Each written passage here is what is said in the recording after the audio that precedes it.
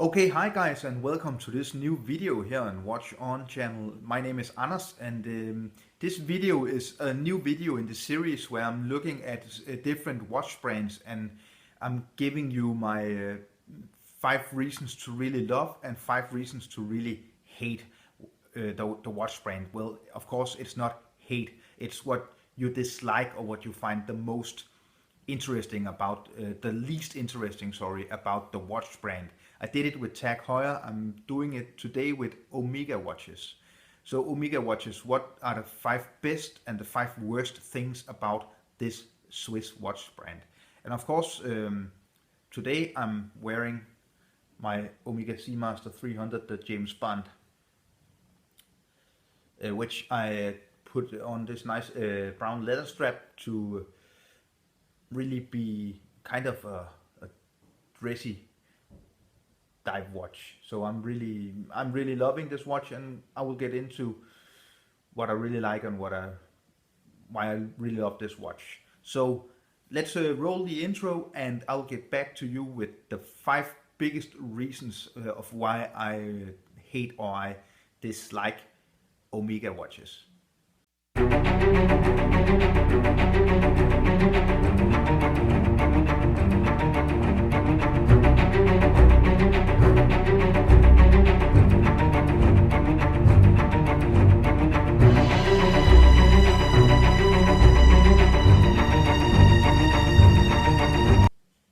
Okay, and welcome back. So the 5 biggest reasons of why I dislike or hate, or what is really annoying me about Omega watches, looking at the whole watch brand.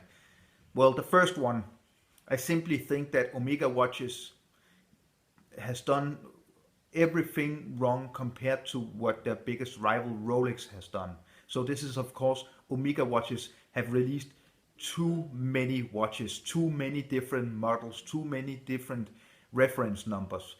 With Omega, with Rolex, their biggest rival, Rolex is about slow evolution, small improvements all the time, and relying very heavily on what they have already achieved. So they don't do a lot of new watches and reference numbers all the time, and that is actually what I really hate or dislike about Omega. I think it really takes down the brand value. It just becomes a watch brand that is just too much into putting out new watches all the time to make even more money. And I really think it's not befitting for a big watch company as Omega, because they actually did some pretty nice evolution and achievements, engineering achievements with this watch brand. So that is my first reason for not really liking Omega watches. That is actually because they put out too many models. So far in 2016, I have counted 8 new models. They put out 8 new reference numbers so far this year, and this is excluding the special limited edition watches they did for the Olympics. So that's just too much. So moving on to point number 2 of why I really kind of dislike, or what really annoys me about Omega watches, and that is a point of which has a lot to do with the first point. So my second point is looking at the Speedmaster, the Omega Speedmaster, the most famous reference number, the most famous brand, the most famous watch of Omega, and the biggest commercial success ever. I think the problem is they simply put out too many different models of the Speedmaster.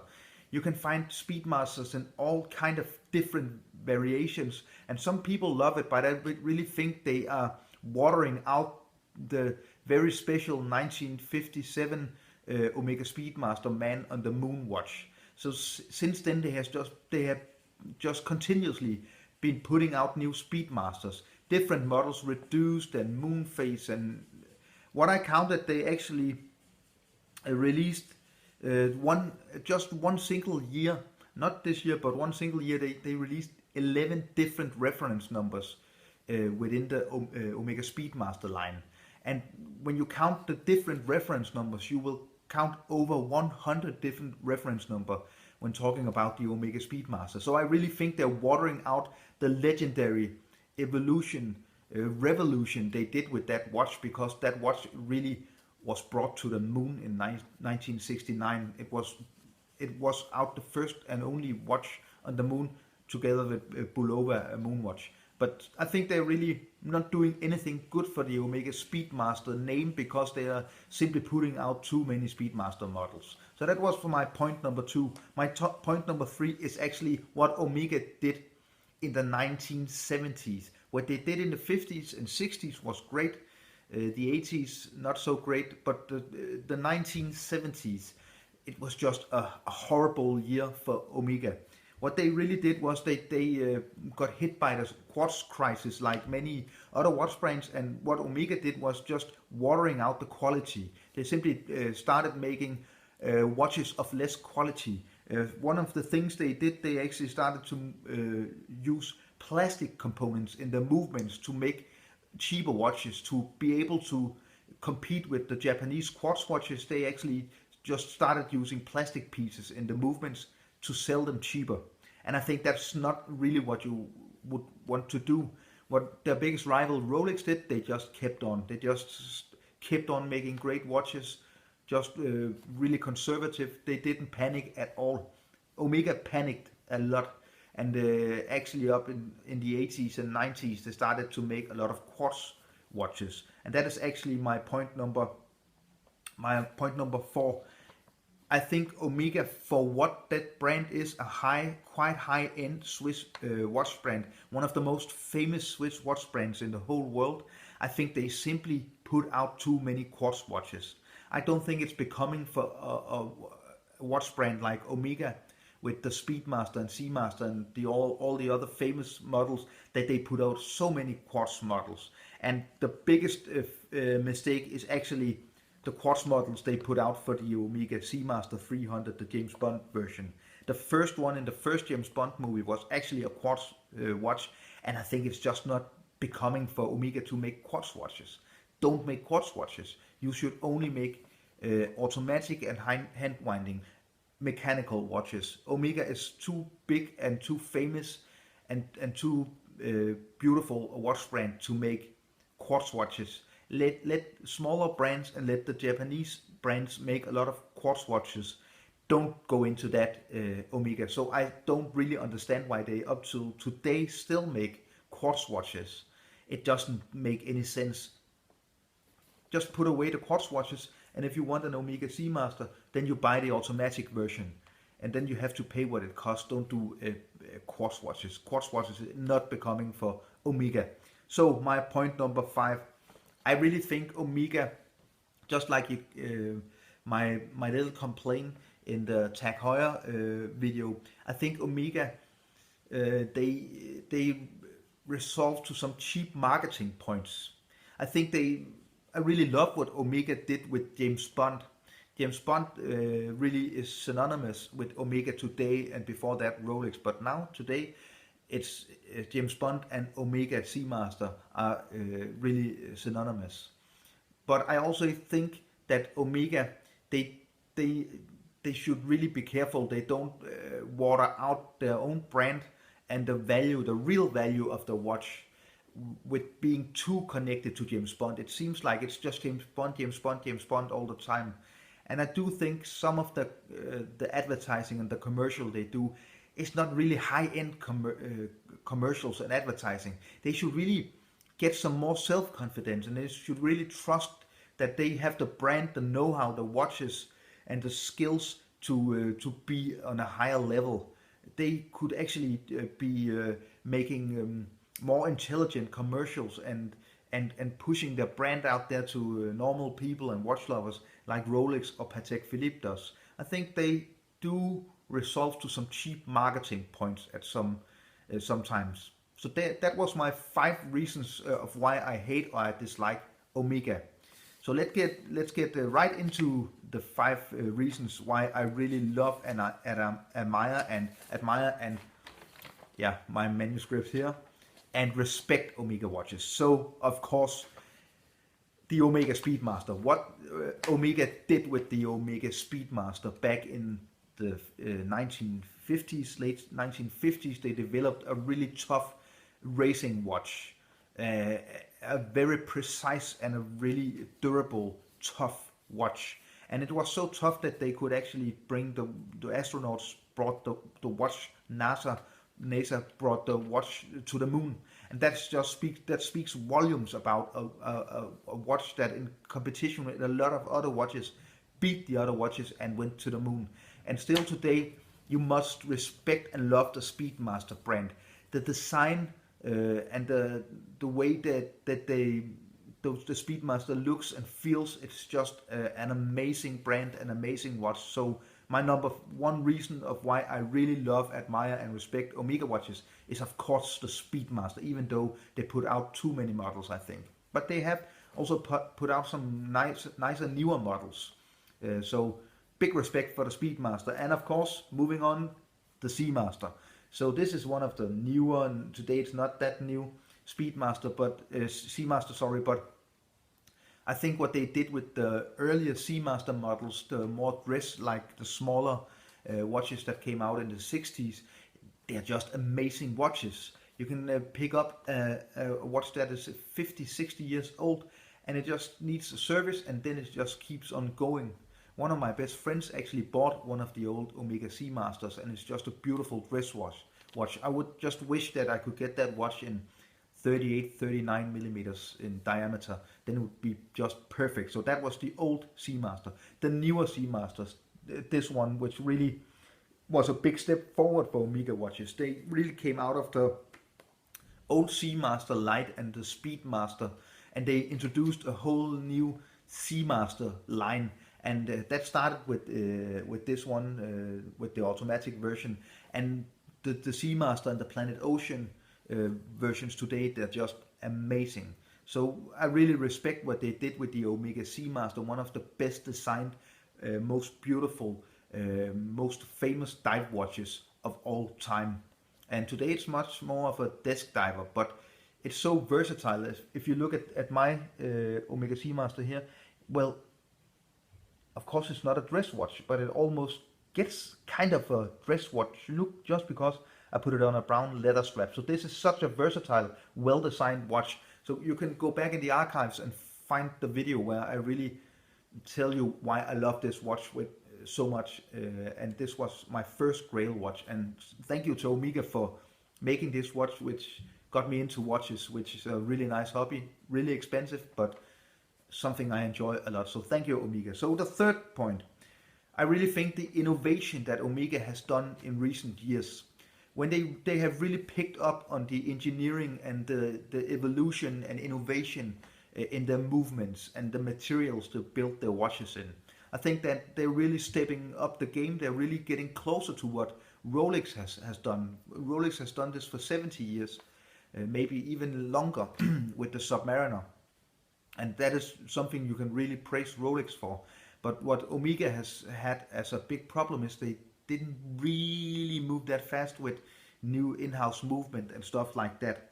So what have they done well in the coaxial escapement was invented back in 1974, and Omega actually bought this technology, and they have mass produced it. So in 1999 they commercialized the coaxial escapement, and they have now implemented it in a lot of their watches.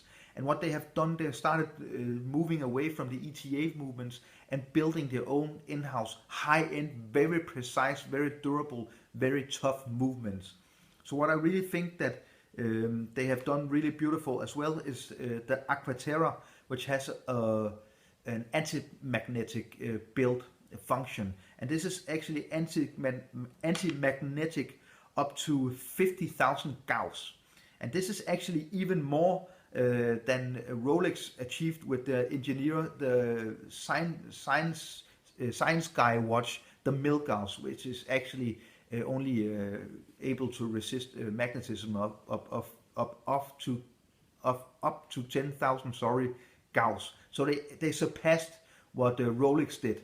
So a lot of these steps forward in the technology is really amazing, and that is what they have done in the last 20-25 years. And in the last 5 to 10 years, they are really moving fast. So I really respect Omega for being able to pick up what they have not really been that good at, and now they're really moving fast ahead. And if I was the CEO of Rolex, I would probably keep an eye on Omega, because they are really on a roll now, and they're doing some really nice improvements and inventions and evolution with their watches and the movements.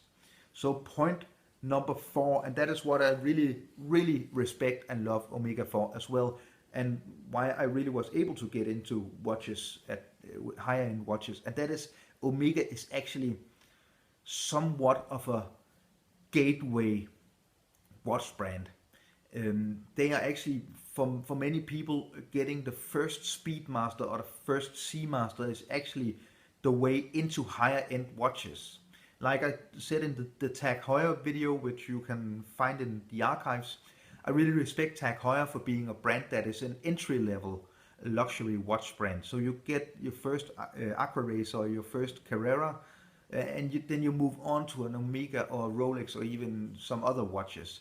What I really respect about Omega is that they are the true gateway to high-end watches. So you get your Speedmaster, you get your Seamaster, your Aquaterra, whatever, your Globemaster, beautiful watch, the Globemaster.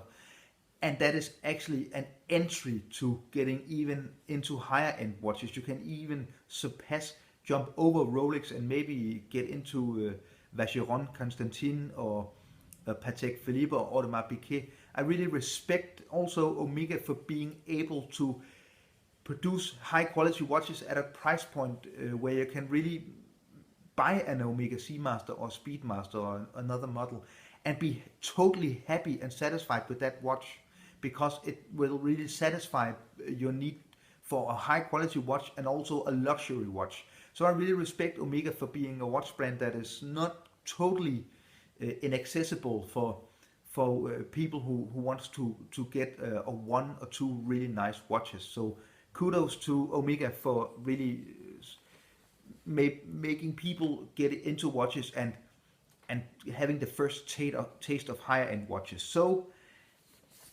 one of the things I said I really disliked or didn't like that much about Omega is the way they marketing, but this is also one of the things I really love and respect Omega for. And what I really love and respect Omega for is, of course, what they did with the James Bond movies. It takes some big effort and a lot of money, of course, and some clever brains to be able to become the preferred choice of James Bond, to really get your watches into the James Bond franchise and the James Bond aura, the James Bond spirit.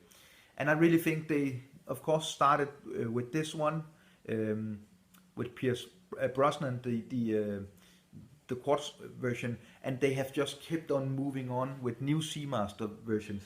And I really respect Omega for being able to come up with new beautiful watches every time you have a new James Bond movie coming out, and really being able to move the brand and move the quality of the watches and the way people perceive the Omega watches up into a higher level where James Bond and Omega are synonymous. I really respect Omega for that move, and it's definitely probably been some of the best marketing ever done by any watch company ever in history, being able to be the preferred choice and do the cooperation with the James Bond franchise. So this was a video about the 5 things I really dislike or hate, or what you want to call it, about Omega, and the 5 things I really love and respect and admire Omega watches for. So what do you think? What do you think is the best and the worst about Omega, and which models do you think are the best and the worst? Do you really hate the Seamaster? Some people just don't like this one. Do you really love the Speedmaster? What do you think? Do you have any good advice about Omega watches you should pick up at different price ranges? Please leave a comment down below. Please remember to like this video if you liked it. If you haven't subscribed to the channel, hit the subscribe button and you will be get a message every time I put out new video content, which is quite often. Every week I put out new video watch content. And follow me on Facebook, Instagram, and email me. Thank you so much for watching. Bye.